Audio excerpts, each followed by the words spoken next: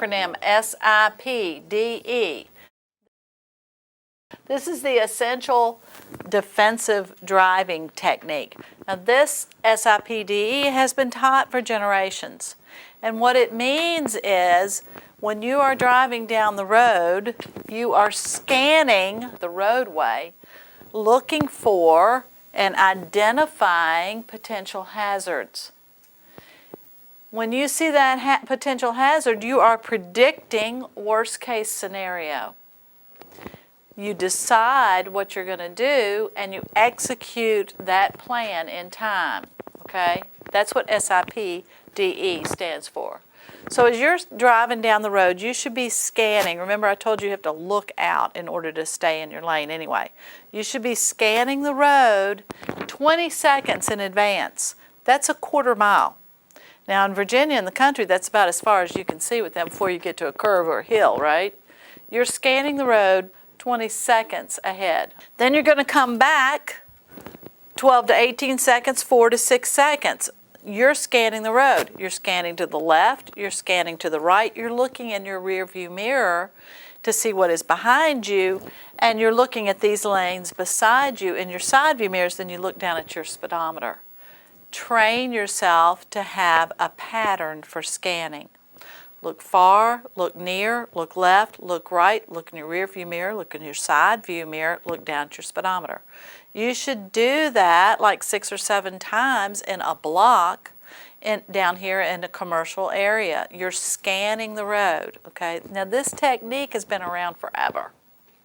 If you were to take a CDL class, this is what they would teach you. I've had guys in my class that drove Humvees in Iraq. This is the way they teach you. This is the basic defensive driving technique. By doing that, you are watching all these zones around you. You're aware of who is around you. As you're scanning out here on a multi-lane road, and there's cars beside you, and suddenly somebody cuts you off, you know there's a guy beside you because you just scanned. Right? That's what you're doing. You're scanning. You're positioning yourself in a place where you're not going to be in danger. You've got a safety zone in front of you and a safety zone behind you of at least 2 seconds, right? And you're seeing what's going on in front of you so that you can decide. Remember I told you that when you need to brake, it's going to take you 3/4 of a second to perceive that you're going to have to brake. It's called perception time. In 3/4 of a second, at 20 miles an hour, you cover 20 feet, okay? It's going to take you that long. It takes you another 3/4 of a second to react, to begin to brake. So you're predicting in advance what you have to do so that by the time you're right here, 4 to 6 seconds back, you've already executed your maneuver to avoid a conflict and don't get yourself in the middle of that position. New drivers don't scan the road. This is a learned skill. When you're driving and you're in an unusual situation, I still go through this in my mind sometimes. When I'm driving in heavy traffic and I come up on a construction area or a place that is a heavy intersection or an unfamiliar traffic patterns, I go through this in my mind. Scan the road, see what's going on, check out the traffic patterns, know what lane you need to be in at that intersection way before you get there because you're scanning way ahead. Look around, look for people pulling out of neighborhoods, pulling out of shopping centers, pulling out of gas stations. Watch for that guy. See if he looks at you. You should be watching people when you're driving. You're interacting with these people. You need to be watching how they drive and what they are doing. For example, this happened to me. You're driving down a commercial area and you notice that there's somebody pulling out from a shopping center. They're talking on the phone and they never look to the left. Never. And you're watching them to see if they do. You realize, here you are, 12 seconds back, you realize they're going to pull out and they're never going to look. So you change lanes. That sure enough, they pull out. But you have completely avoided that conflict in advance. They don't even know you did it. That's defensive driving. That's protecting yourself on the road. That's the way you do it.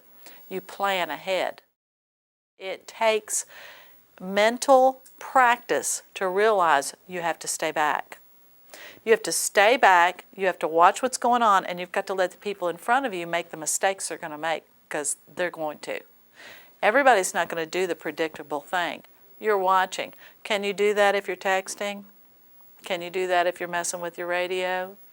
No, you really can't. That's why it's so important to keep your eyes on the road. In fact, it is a reckless driving ticket to take your eyes off the road if you're in a wreck. If you're in a wreck and the policeman comes up and says, "What happened?" "Well, I looked down."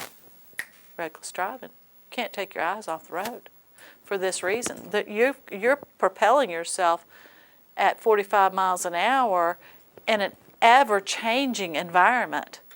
You have to keep your eyes on the road, and you got to be scanning so you know what's going on. Never take your eyes off the road for more than 1 second and go through this.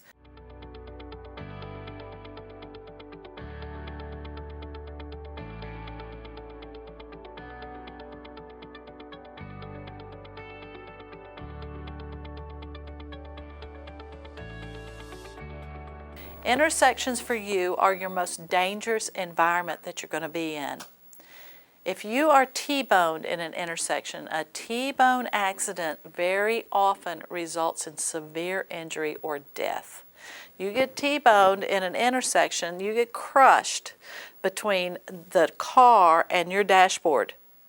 You need to scan the intersections before you get out there. In fact, you need to create a buffer zone. Did we talk about a buffer zone? Okay, you need to create that buffer zone. When you create that buffer zone where you lift off the accelerator and cover the brake, don't brake the guy behind you. You confuse when you hit the brakes unnecessarily, because that's a communication thing to the guy behind you. But lift your foot off the accelerator, cover the brake. It will slow you down 1 mile or 2 an hour is all. Scan the intersection before you go through. People run red lights a lot. There's a lot of intersections because the traffic is growing. People are in a hurry. Some people, I've sat at an intersection before and seen people half a block back gun it to make it through the yellow light. Of course, they don't make it. If you're not over that white stop line, you're supposed to stop for a yellow light. But a lot of people do not. So you need to rescan those intersections. If you're the first person at the intersection, scan the intersection before you go out. If you're the guy right behind him, give it a scan. See if he makes it before you go out. I mean, think about what you're doing in intersections, because that is where most of the accidents occur when you're driving out here, particularly in urban traffic, but even in rural traffic, right? You come on those little rural areas and there's an intersection. That's where your accidents are most likely to occur. You're going to adjust your mirrors, your side view mirrors, in what they call the BGE setting. BGE stands for blind glare elimination.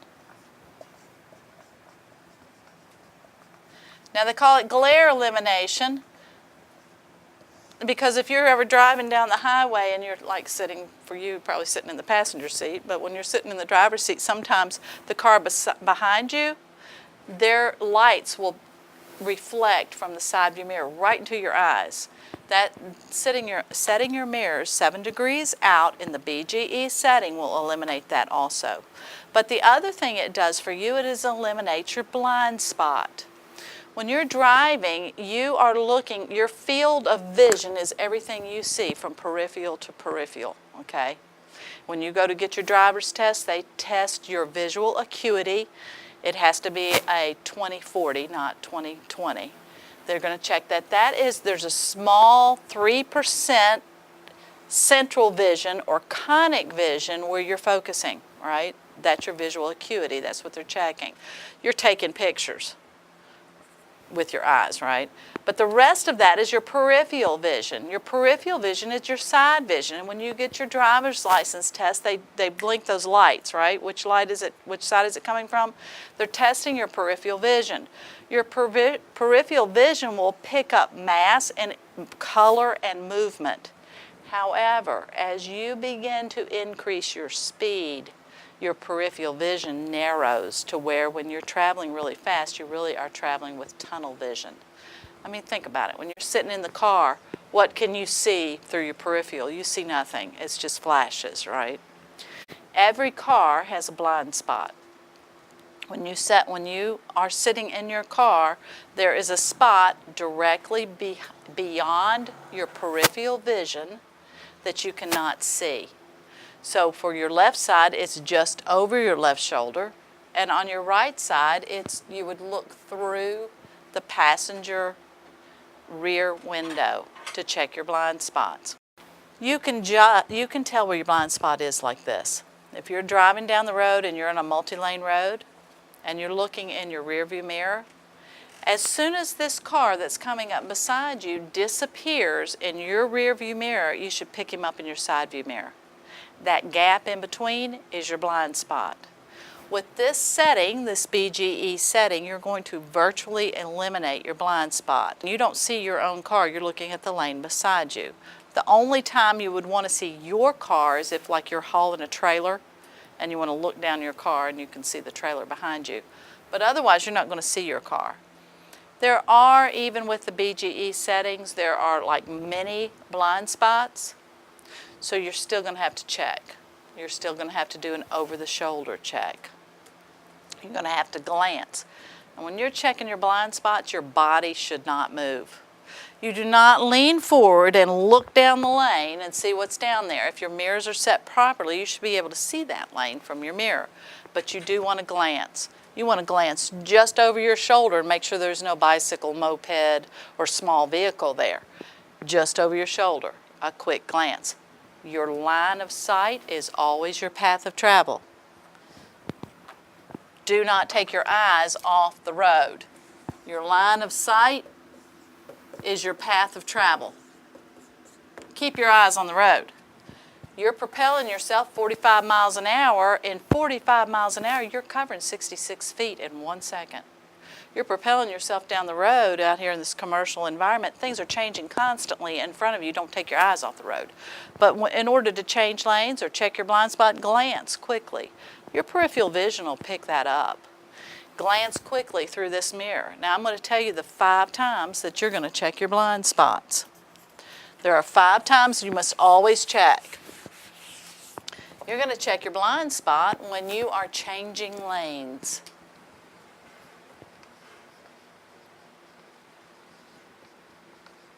I'm going to tell you what I tell most of my classes. My drawings get to be more like football plays after a while. I do a lot of X's and O's and arrows. Just going to have to keep up. Because you're going to be changing lanes. This is the way that we're going to teach you to change lanes. And you will learn this when you do behind the wheel. This is a skill that you'll learn. We're going to teach you to change lanes by signaling. You signal. You check your mirrors. You glance over your shoulder. And then you go. Smog. Now, if you're not changing lanes this is the way you need to practice. Okay? Here you are, you're going to change lanes. Signal. Yes. Sorry, should we be taking notes? No. You don't need to. I'm going to give you notes. You're going to signal, your mirrors, glance over your shoulder, and go. When you change lanes, maintain your speed or speed up. You do not hit the brakes and slow down to change lanes. You're in a flow of traffic, stay in the flow. Okay, I mean, unless somebody in that lane is going slower than you, obviously. But so you're going to signal, check your mirrors, glance over your shoulder, and go. You're going to signal, check your mirrors, glance over your shoulder, and go. It's a smooth rhythm. You're going to change lanes exactly the same way in all situations.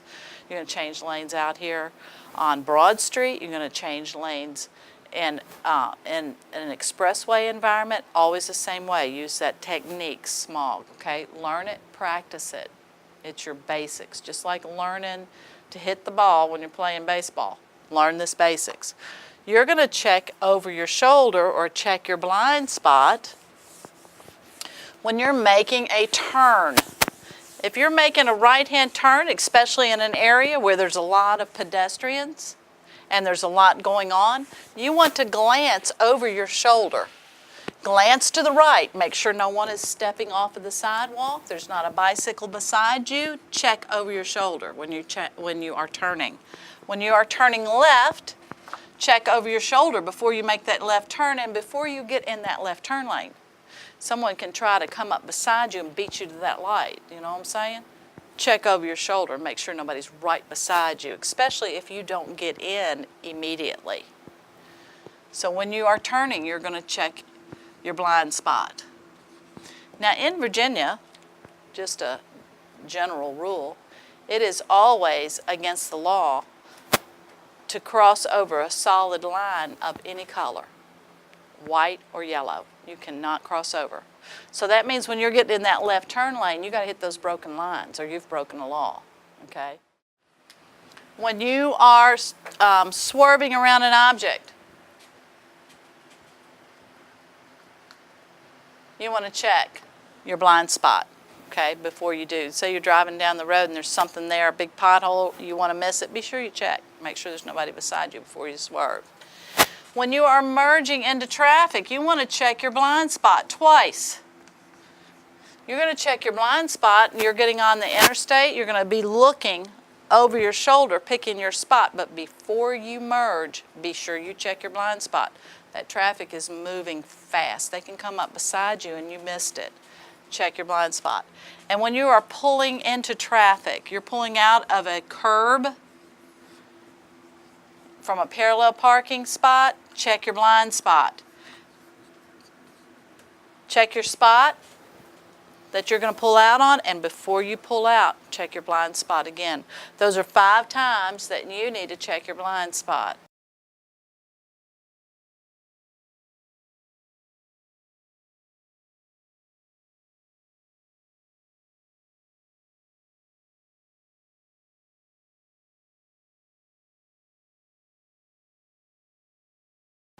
Now, when you first start learning to drive, the first thing you need to do is establish a good pre-drive protocol.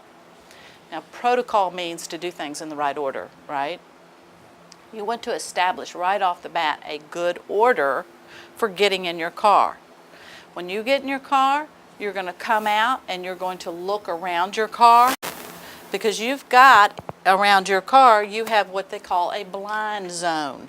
Here's your car, right? You're sitting in your car here and you have what they call a blind zone or a footprint.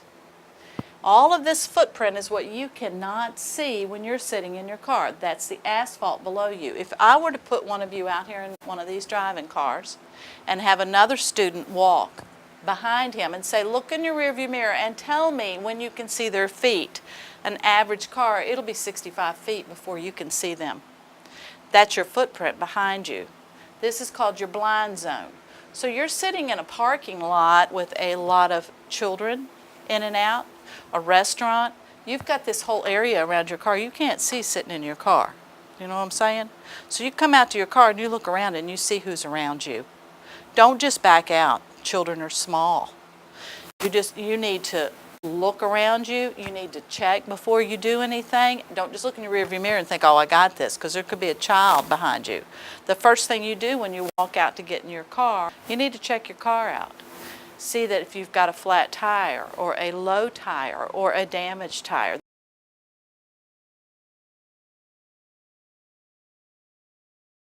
When you're driving down the road, you really can't tell where your car is. Now, if you're having trouble doing what they call tracking your car, which means you don't know exactly where you are in the lane, or any of you having trouble, maybe you always seem to hug the right side or hug the left side, I can tell you exactly how to correct that. The problem with that, if you're having trouble tracking your car, it's because you are looking too close to your car. When you're driving, it's just like walking. You have to look out 20 seconds, quarter mile, in order to get perspective. Just as if I were to try to walk in a straight line looking down at my feet, you can't do it. Or looking up in the air, you can't do it. You have to look straight out. So if you're having trouble tracking, it's because you're not looking up. You've got to look up and look out in order to get perspective. But I'm going to show you reference points that's going to help you know exactly where your car is at all times. Because you actually have different positions in your lane. You're in this big lane, right? You have different positions in there. You can be in the center of your lane. That would be position 1. And you're going to most of the time be in position 1, right? You can be in the side of your lane. Can you think of times when you're going to be right side? When would, yeah, when there's a hazard on the left or a blind curve or blind hill in a rural area, you're going to want to be over here always, always. You go around a blind curve, blind hill, be on your side of the road because you don't have any guarantee the other guy will be. Or you might be over here on the left. This is lane position 3. Over on the left-hand side, when would there be a time that you would do this? If there's a hazard on the right-hand side. Yeah, or maybe even a pedestrian or a bicycle, okay? Something that you can share the lane with. Now, you can share the lane with anything that is propelled by human motion. So you can share the lane with a skateboard, a scooter, a bicycle. That means as long as you give them 3 feet, you can still be in the lane. So you might want to be all the way over in this left-hand side, right? Or it could be a pothole, anything. A bad shoulder sometimes, you know, out in the country, the shoulders are bad. Now I'm going to tell you how to know where you are in your lane. When you're in this lane position 1 right here, you have 5 reference points on your car. Your reference points, like I said, are points you can see on your car that show you where you are in relationship to the road you can't see. Your reference points are the center of your car, your 2 side mirrors, and your back door handles. Those are the reference points that we use. Now you can't see your back door handles, right? But you know where they are. So when you want to be in the center of your lane and you want to check, looking at this line, now this is perspective. This line will look like it runs right through the center of the passenger side of the hood. It's just right to the center of your car. Looks like it runs right through your passenger. You are in the center of your lane, okay? Now you can't drive looking at that line. So you're going to glance over there and you can see where you are, right? But when you're driving, the line of sight is your path of travel. You're looking up, right? But say you have to get way over for a blind curve and you can't really tell. There's mailboxes over here and you're worried about hitting that mailbox. When this white line is running right dead center through the middle of your car, you still have 6 inches on this side. You can get all the way over to where that white line's running right through the center of your car. You're still not off the road. And when you're way over here, because there's somebody over here, but you don't want to get in this lane because of oncoming traffic, this line here will appear to run right underneath your left side view mirror, or that sometimes they will say right through your headlight, but you can't see your headlight. You can see your left mirror. Runs right underneath your left mirror. You still have 6 inches on this side before you are over. Now your front reference points, you're pulling into a parking spot. Your front reference point is going to be the front mirrors. So you're pulling into a parking spot in a grocery store and you can't tell how close you are to this car over here. When this curb or this line, that's the definition of the end of your parking spot, appears to run right under your mirrors, you have 6 inches. Now this is approximate. If you drive a car like mine, mine's a little bit longer in the front. If I do that, then I'm up on that curb. You have to get in your driveway and pull your car up and get out and look. But it's approximate, okay? So I know for my car, I need to actually just be right in front of my mirrors to be that distance. When you are backing into a parking spot, you want this line to run through your back door handles. You are still 6 inches from the curb. Those are what you call reference spots. So you're down in Carytown and you're parallel parking. Now when you're parallel parking, you need to be 6 to 12 inches from the curb. So you can get in here and you can parallel park and you can see that the curb appears to run right through the middle of your car. You're fine. You can also use these reference points as parking tools, okay? You're going to park in this, you're going to back into this parking space. What you want to do is back up until your back bumper is in the middle of the lane beside the one you're going in. Here's the lane you're going in. You're going to back your car up until your back door handle is lined up to this first line, and then cut the wheels all the way, and it will take you right into the center of that thing. So you use that back reference point and just turn and cut back in. The same is true with pulling in. When you're pulling in, the reference point is going to be your mirror lining up to this first line. So learn your reference points on your car. Now they vary a little bit with your car, but when you're driving your car, you will learn that. Now some people don't need reference points. My personal opinion, driving has a lot to do with your vision. If you have really good vision, which, you know, there's several people in my family who have 22 vision, you have really good depth perception and you may not need reference points. But if you have a little trouble figuring things out, reference points are a great aid for you to use. The laws in Virginia, one of the laws this year that has really been, you probably have seen it advertised a lot because they're making a big deal out of it, is called the Move Over Law. Has anybody heard of the Move Over Law? Do y'all know what the Move Over Law is? What is the Move Over Law? I don't know what it is, just heard it. You've heard them speak of it? Well, the Move Over Law states this. If you are driving an emergency vehicle, that includes a policeman, or a vehicle with lights flashing and sirens on comes up behind you, the Move Over Law states that you must pull over to the side and stop and let that vehicle pass. Now that works great when you're out on a 2-lane road. If you're out on a rural road and there's an emergency vehicle behind you, pull on the shoulder and let them go by. But when you're sitting in an intersection and you're in the left-hand lane and an emergency vehicle comes up behind you, what would you do then? Well, let me tell you what you do not want to do. Do not go left. Do not go into the left lane into oncoming traffic. Do not make a left-hand turn. You want to, as much as possible, get to the right. Now, emergency vehicles, when they're coming to an intersection, they're going to be changing that light at most of the major intersections, right? They're sending a signal to change that light to green so that they can go through. So if you're in a situation where it's heavy traffic, the best thing for you to do is try to move over to the right as much as possible, or be still and let the emergency vehicle maneuver around you if you cannot make a space for yourself. You'll notice people will begin to separate and let them get by, but never go to the left. You are permitted by law, if you're the first person at that intersection, you may make a right-hand turn and then pull over onto the shoulder.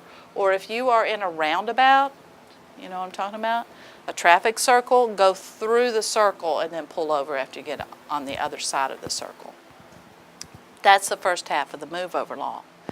The second half of the Move Over Law says that if you are on a multi-lane road, several lanes traveling in the same direction, you know, an interstate or whatever, and there's several lanes in the same direction, and there is flashing lights of any kind. Somebody is hauling a car, there's, you know, a construction worker, or if it's a policeman, whatever it is, if there's flashing lights on that shoulder, you are, if possible, supposed to change lanes and leave the lane adjacent to the accident or the flashing lights, leave them that lane empty, okay? That's so you don't run over those guys. You know, there's a lot of those policemen that are involved in accidents because they've pulled somebody over on the side of the road. So if possible, now the law does say if possible. If you cannot pull over, then there's nothing you can do about it. But if you can, try to leave them. That's the Move Over Law. Try to leave them that space. The state of Virginia has a point system on their driver's license and a demerit system. When you get your driver's license from DMV, you have 0 points. Every year that you drive without a violation, you get 1 point on your driver's license, up to 5 positive points. You can never have more than 5 positive points. Whenever you have a moving violation, you will be given demerit points and you will lose your positive points. There are varying different offenses that carry different points. For example, a reckless driving ticket, which can be a felony also, is 6 demerit points, and it stays on your record for 11 years. Now that's your record. The demerit points on your license will be removed after 2 years. Demerit points only stay on your driver's license for 2 years, but they stay on your record longer than that.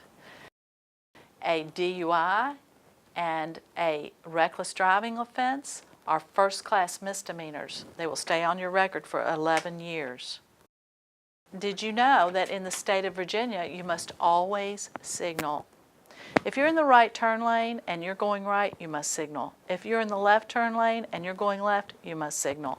If you are changing lanes, you must signal. Anytime you are going to go in a different direction in Virginia, you must signal. Always be sure you do. If you are parked on the edge of a road, parallel parked, and you pull out without signaling, that's a 4-point violation, and it stays on your record for 3 years.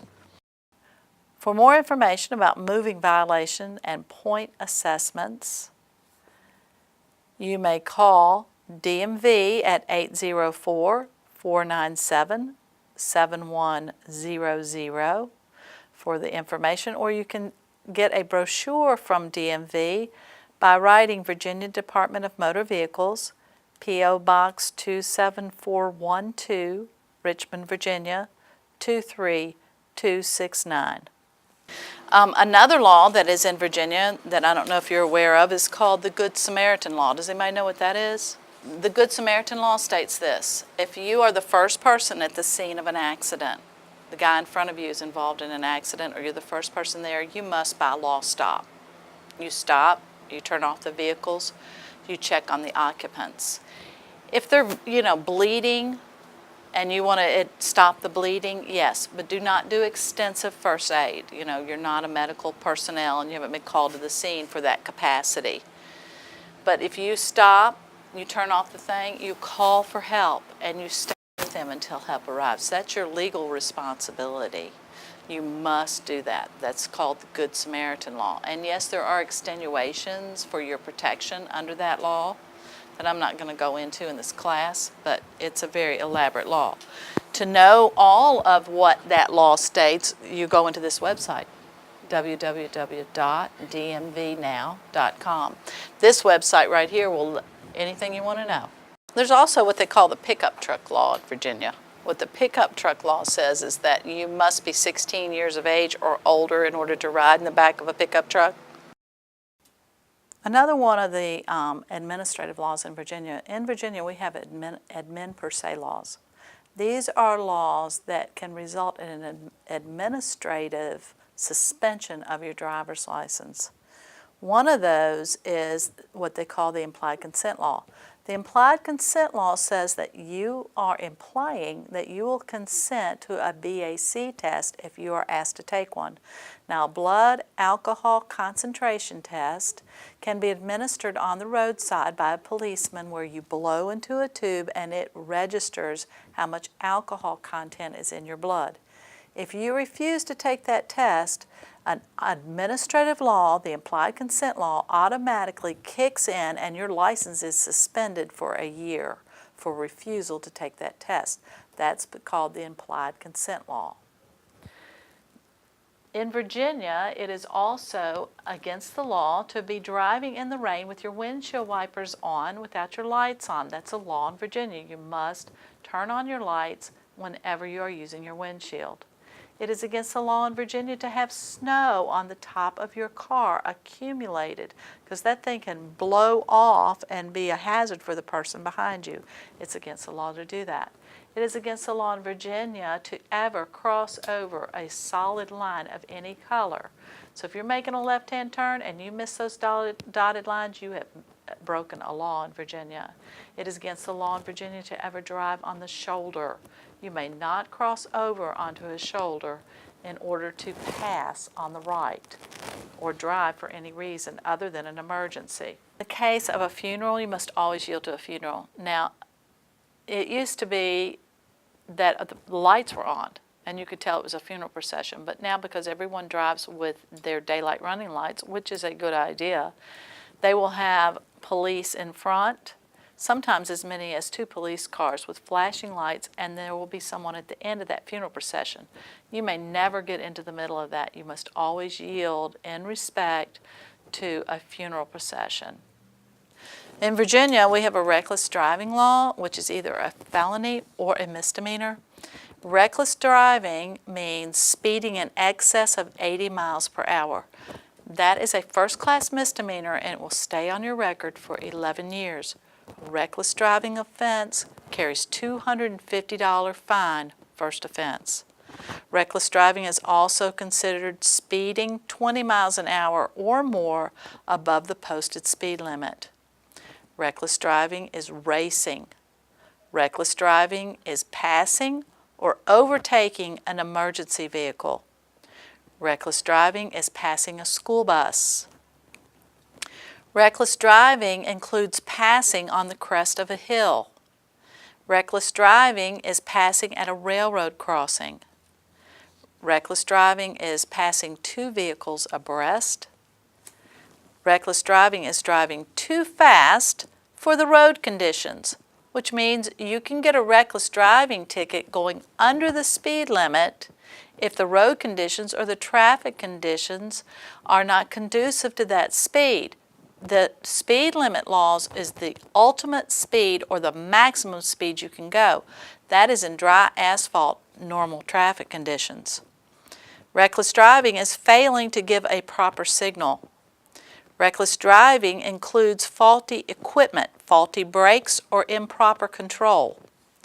Reckless driving is driving carelessly or recklessly on parking lots. Reckless driving also includes generally reckless driving. So reckless driving is a serious offense. It is a first-class misdemeanor, and in some counties in the state of Virginia, it is mandatory 3 days jail time. You do not want to get a reckless driving ticket.